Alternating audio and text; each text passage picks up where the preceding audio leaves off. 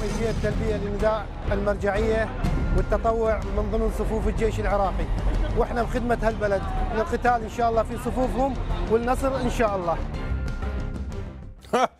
You know, terrorists from Syria have been pouring into Iraq, and they've conquered half the country in days. They bring in Islamic theocracy with them, and along with that, mass executions and Sharia law. And they boast about it on social media websites. The Islamic State of Iraq and Syria, also known as ISIS, has slaughtered nearly 2,000 Iraqi soldiers over the weekend alone. Meanwhile, Iraq's Ministry of Defense has released this video of airstrikes against ISIS.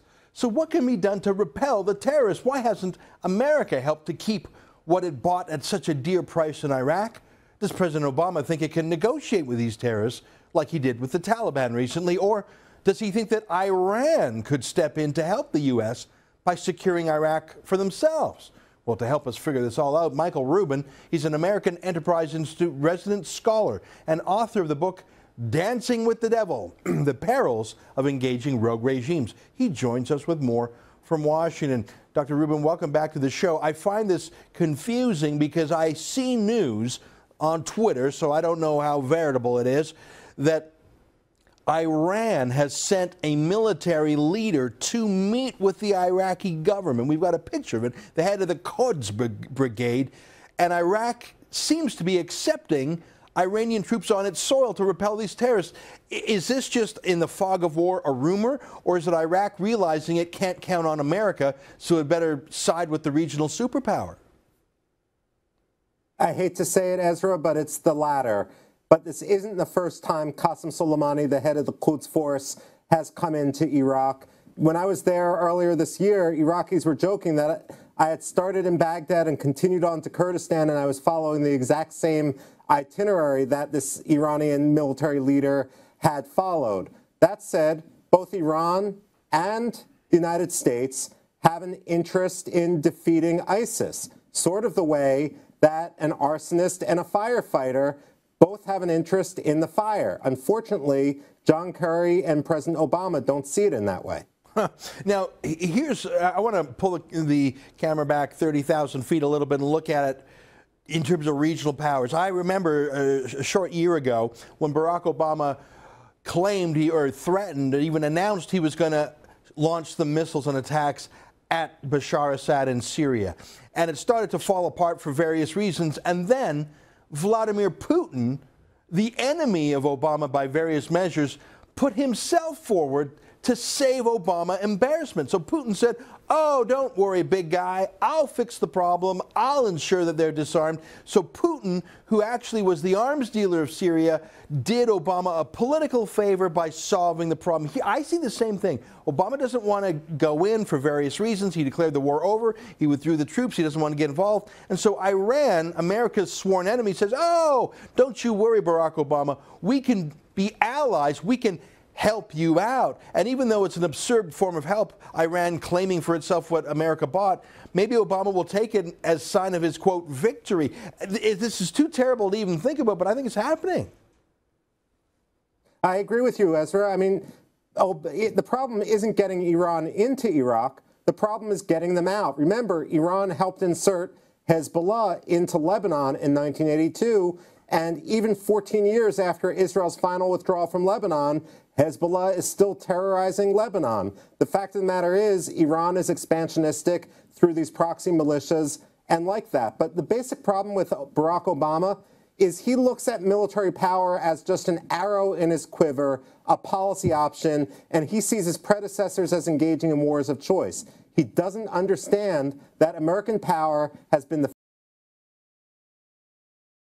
deluge of chaos for a generation, and that's why we're seeing the same sort of unilateral actions on the part of our enemies in the Crimea, in the South China Sea, and now in Iraq itself. You know, it's almost as if the dam was about to burst. It was about to burst, and then boom, all of a sudden, everywhere it's spilling over. You mentioned China, I mean, with its moves on Vietnam. And I mean, really, is there any country in the world now that fears America, with the possible exception of the one country America still berates for foreign policy reasons, I'm referring to Israel. And I suppose America isn't too friendly to Canada's oil pipeline. But other than those two allies, is there anyone in the world that is worried when Barack Obama shakes his fist? He doesn't even shake his fist.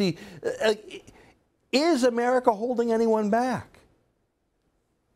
No, America absolutely is not. What we're actually seeing is what happens when America pulls back from the world. What President Obama and the left have never realized is it's not going to be altruistic forces which fill the vacuum. The fact of the matter is American leadership is on retreat, and every rogue nation is looking at the example of another and figuring that now is the time when we can get away with it. What's going on in Iraq is bad enough.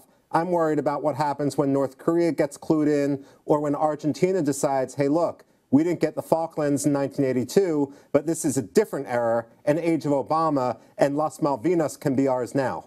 Yeah, you know what? And you don't have to look too far away. Venezuela, with impunity, is crushing its democratic protesters without a peep from Washington. What's John Kerry doing? I mean, he was on the wrong side of history in so many ways, denouncing America for the world's delectation 30 years ago. I don't know if he has an ideology, if he has his own worldview, if he's following it, or if he's just happy to have a cool job where he jets around the world to fancy hotels. Is he a man with his own foreign policy views, or is he just basically doing whatever Obama instructs him to do?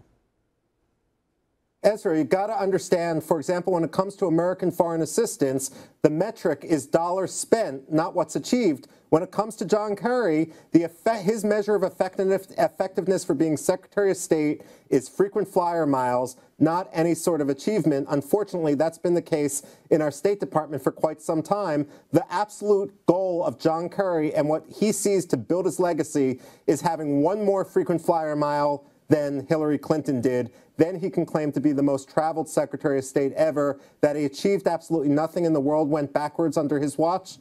That's just neither here nor there. Well, that's what's so incredible. I mean, earlier in the show, I talked about Hillary Clinton's book, Hard Choices. I have no doubt that the choices were hard, but either the choices weren't made or the wrong choices were made.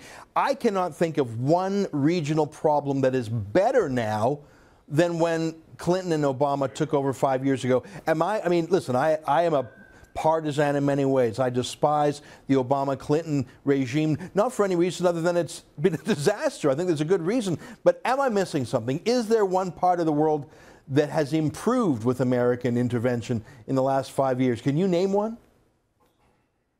No, I cannot name one. Ultimately, if there's just one thing I wish this administration would do and get through their collective heads, it's that this idea of terrorism and these rogue states aren't motivated by grievance. They can't be bought off. The problem is an ideology we need to face, and the more we ignore that, the more dangerous the world becomes. Dr. Rubin, thank you for joining us. You've confirmed all my bad news that I was thinking about. I think we're in for dark days ahead, dark years ahead, in fact. Thanks for being with us.